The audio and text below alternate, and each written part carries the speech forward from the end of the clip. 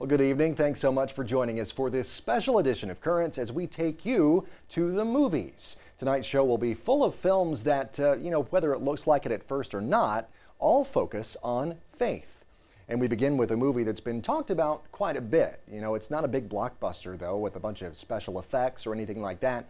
It's a much more poignant movie about a journey of faith, both literally and spiritually. It's called The Way, and it tells the story of a man who puts his life in the U.S. on hold to walk the way of St. James, or El Camino de Santiago, through France and Spain. Now, while walking the Camino, the man gets caught in a terrible storm and dies.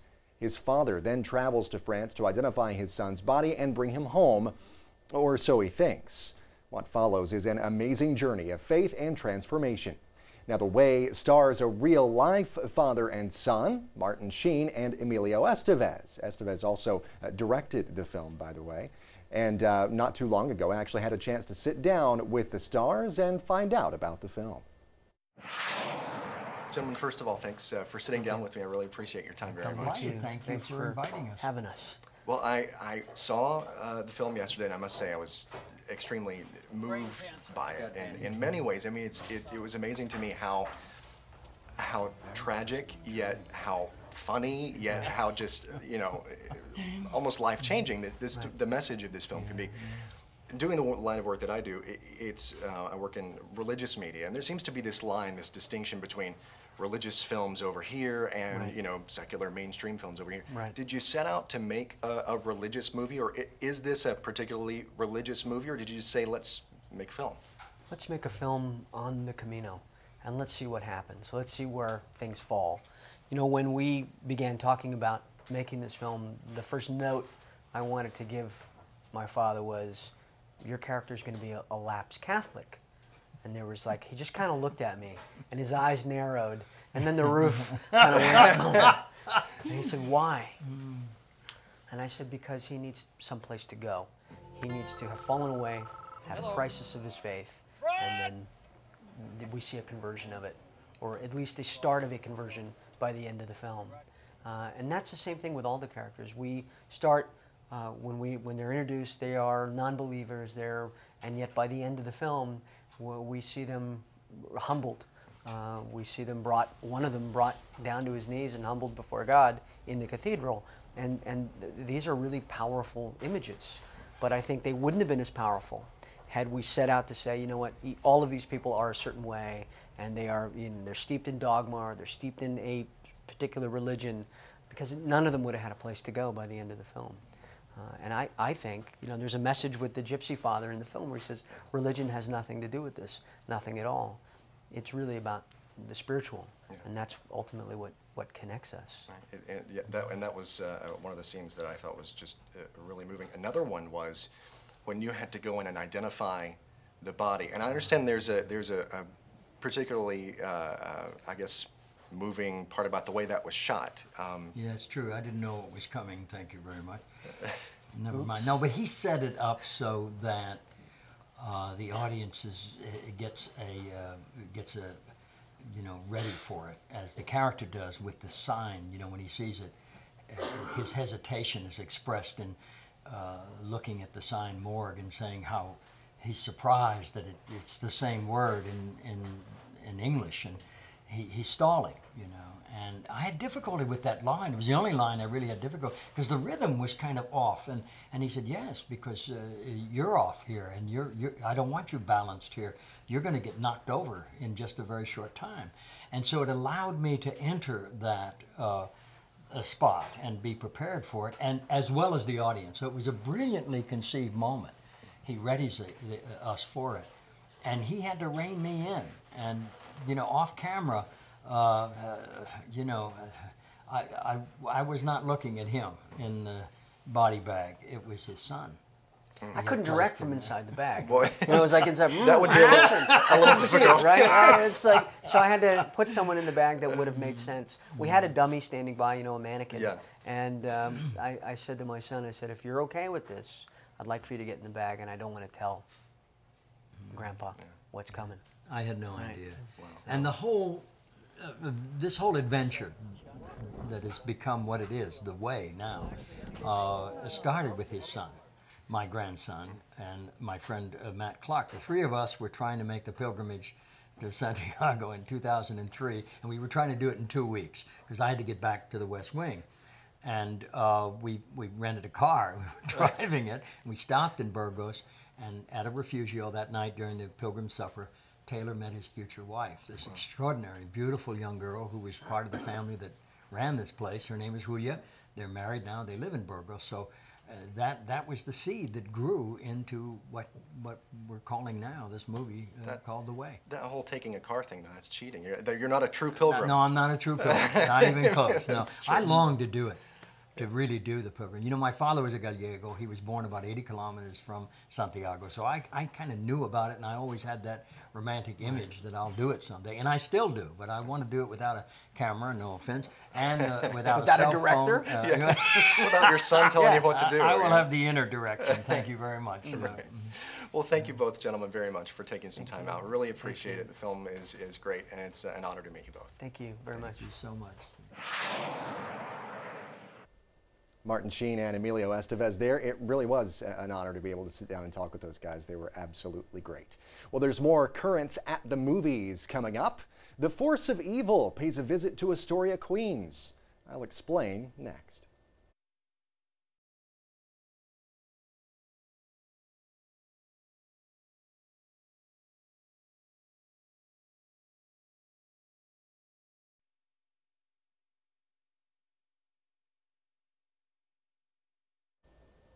Well, welcome back to this special edition of Currents at the Movies. I'm Matt McClure. It is a movie that is arguably best known as the second to last movie role of the late actor Heath Ledger.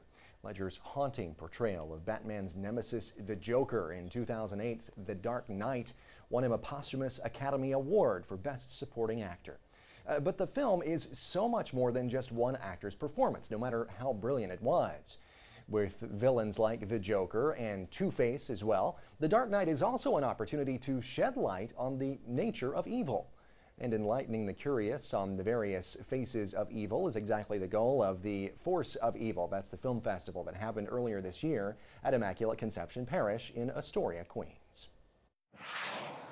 Well, this film festival is conceived around the investigation of what evil is or is not.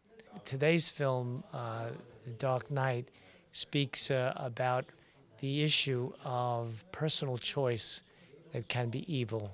I could have given a lecture on it, but it's not the same thing as seeing this and then seeing the issues actually worked out and lived out in film.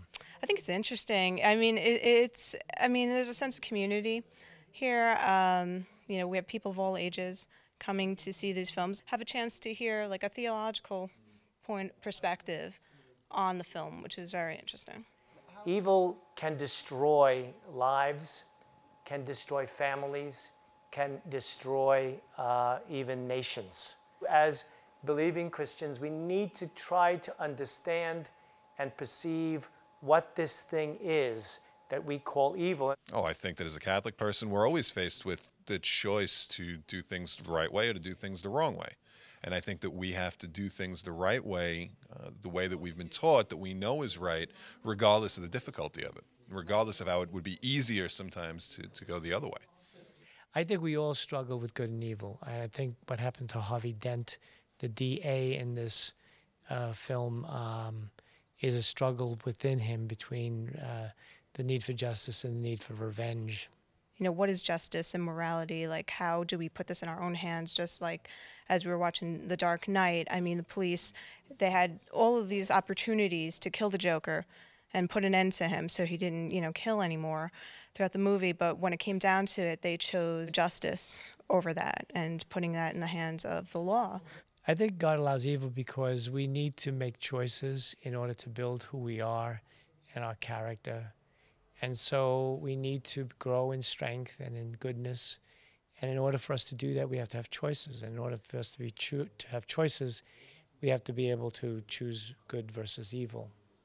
Can you use evil to fight evil? And this sounds like a very strange thing, but it permeates the film. I was consistently impressed with how the film portrayed the disappointment of the Joker when people did not go along with his plans, with the evil of his plans, and how he was consistently let down, but in reality, it showed how good people could truly be. I hope people realize that evil is a force to be reckoned with, that it exists in their own lives and in their families, and that they need to combat the forces of evil with good and not with evil. And we'll feature another film from Immaculate Conception's festival coming up just a bit later on in the show. But first, they went from worst to first. The amazing journey of a women's basketball team takes to the big screen, and I'll talk to one of the stars next.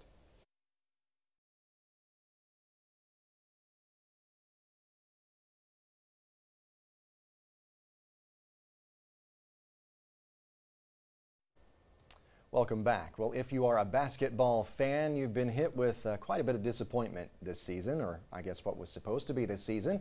The player lockout really wreaking havoc on the NBA. But you know, if you're looking for your basketball fix, look no further than a new film called The Mighty Macs.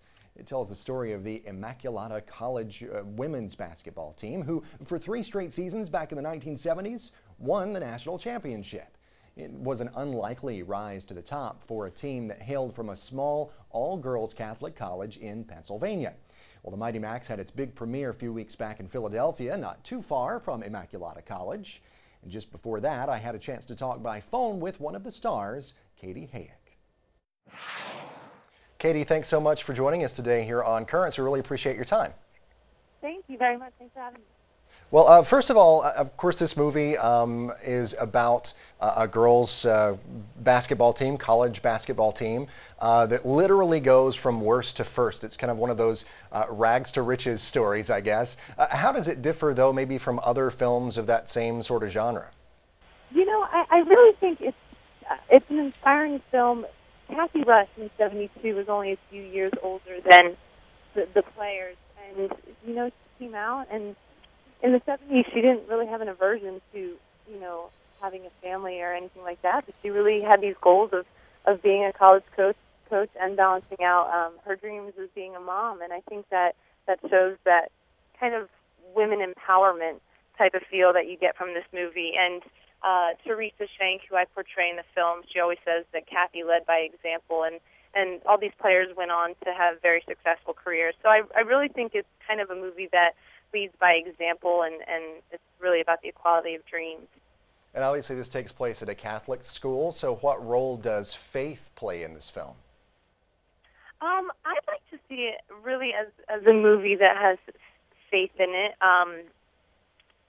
There's nuns in it, which the cool part about this movie is, like Sister Act, it really kind of humanizes the nuns, just because a lot of people don't know about that lifestyle, or they just, you know, they're unaware of how they are, and it really just humanizes it. There's tears, there's laughter, there's joy, there's wins, there's losses. I think it touches a lot of different aspects, and people walk away with it in so many different ways, and they take what they want from the film, and it's all been very positive. So we feel really good about it.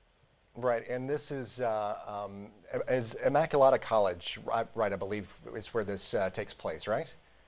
Right. Yeah, we filmed the majority of our scenes there, and it's a beautiful campus. It really is. As I was watching the trailer and everything there, and it's funny that you mentioned Sister Act, because I really did kind of get that feel from watching the trailer, especially like toward the end. You see like the nuns as cheerleaders. I just think that's really, really cool, and it really does have that sort of humanizing effect.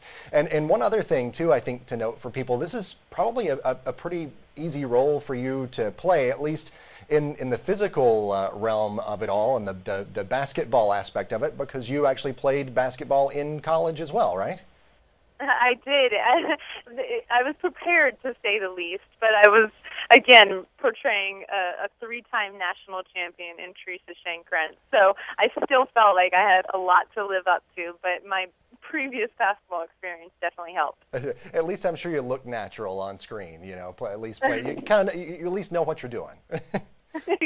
Yes, and actually Tim, our director, didn't let anyone read for the role until he saw them play basketball, because he really wanted that genuine athletic feel from each player. And if you didn't believe it on the screen, you weren't really going to believe the story. So I think that was a really cool thing that he did. Yeah, it sounds like it. And I believe some of the original team members are actually in the film as well, right? They are, and it's really, really cool. It's kind of towards the beginning, and Carla Gugino walks through the church, and you see her pass down a flyer through a whole row of nuns. And the last one ends up being Teresa Schenk, and it's a really great scene. And those are all some of the players from that era team. That's awesome. Well, as we kind of come to the end of our time here, what is, I guess, your takeaway from the film? What do you want people to take away from it when they see it? What message do you think it sends? Like I said, I really think everybody takes something different away from the film. And I've learned so many things, and I've taken away a lot of different things just by filming it and also hearing people's responses. But I guess my main thing that I were to take away from this movie is, on a personal level, is the fact that I was fortunate enough to have a Division I scholarship, and I've seen the perks of women's basketball and men's basketball, and just what coaches receive nowadays, endorsements, and the gear that girls receive and men, just athletes now. And it had to start somewhere, and I really think that these women were the catalyst of women's basketball in the 172 team. And so I was able to see both sides of that, and I just have gained a greater appreciation. So I would love for athletes now to see this movie and see that and learn that just like I did. So I think that's one of my main aspects that I love about it. All right, Katie Hayek from the Mighty Max. The movie premieres in Philly tonight, and then I believe it opens next weekend, correct? Correct. Next Friday, October 21st. Okay, well, wonderful. Well, all the best to you. Enjoy the premiere and everything, all the festivities there in Philly. And we appreciate you taking some time out to join us here on Currents. Really appreciate it. All right, thank you so much, Matt. Thanks. And you can be sure and check out more info on the Mighty Max over on our website. It is currentsny.net. Well, coming up, we'll tackle a movie so scary it just might make your head spin. Stay with us.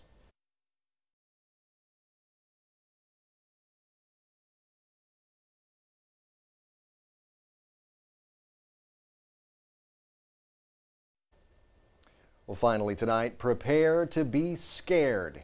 Earlier in the show, we took you to Immaculate Conception Parish in Astoria, Queens, where they explored evil this fall with their film festival appropriately titled The Force of Evil. And what better way to close out a cinematic treatment of all things evil than by watching the 1973 classic, The Exorcist. Yes, based on William Peter Blatty's fright-inducing novel, The Exorcist, with its iconic scenes of demonic possession, has solidified its status as a film classic. And a few weeks back, it also served as a lesson on what the Catholic faith teaches about the supernatural. This film festival was on the whole subject of evil. Today's film is about the supernatural. There's like a thin curtain between the seen and the unseen world. And we have to approach with humility to realize that sure, we can say a lot about the seen world, but we can only posit in faith what the unseen world is. And so when there's an eruption from the unseen world, whether of goodness in the miracle or of evil in a possession, it really calls people's attention to the fact that there are evil forces other than human beings that affect the world and people in it. We walked by the other day and I saw the ad outside. I said, this looks fantastic. They have a lot of movie events here. I've come to several of them. Seen Father Lauder speak here a few times. It's always pretty interesting and challenging. I watched it the other day. I mean, I would say I went under the covers maybe 3 times. Don't try to leave. We have locked the doors.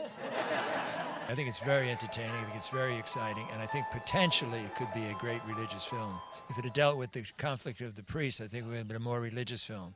I think they went in for a lot of special effects and so on, and that weakened it as a religious film. But it's very entertaining. I've seen this movie several times, and it always scares me. To this day, I would say it's the scariest movie I've ever seen. I saw it when I was 10 years old, and it scared me. And every time anyone asked me, oh, you want to see The Exorcist? I'm like, no, it's okay. The more I watch this movie, and I have seen it a number of times, I'm less and less interested in the character of Reagan and more interested in Father Karras. In this really beautiful act of sacrifice, he says to the demon, leave her and enter me. At least part of the story is based on a 1940s case of a boy who seemed to be possessed, not a Catholic, and then the Lutheran minister tried to do something and apparently nothing happened. Then the Catholic priest did something and apparently an exorcism took place. And I'm sure Bill Blatty did a lot of research. How much is completely accurate, I don't know. There are some things that are not explained by science. Some things that can't be explained and verified in any way. I've known a number of exorcists who have done exorcisms, and they're all uniformly some really fine, level-headed, intelligent, modern people. And because of that, I think one has to look very carefully at these phenomena and to respect the judgment of people who have really dealt with this stuff. I thought it stayed close to the theology, close to what Catholicism teaches about exorcism, but they're making a movie, so they probably, we could put it this way, they put everything that they'd ever heard about an exorcism into this one exorcism. The universe is much vaster, more complex than we ever thought of. So the fact that there would be an unseen world of great complexity and both goodness and malice, to me, makes more sense than to say that we're the only people in the whole universe. You know, it was showing how powerful religion is and spirituality is. It challenges my faith and it says, well, you have to be aware of this and conscious of it. And I've certainly never seen it in a Catholic church, so that was even more interesting, I thought. I loved it. I think it's a great motion picture. A great motion picture maybe, but it still creeps me out. Ugh, my goodness. Well, that's it for this edition of Currents. I hope you enjoyed our trip to the movies, even if we did leave you feel maybe a little creepy there at the end. And if you have any leftover popcorn, be sure and send it my way, okay? Yes, I'm always thinking about food, whether I'm creeped out or not. Until next time, be sure and check us out online at currentsny.net. For all of us here at Currents, I'm Matt McClure. Thanks so much for watching. Have a great night.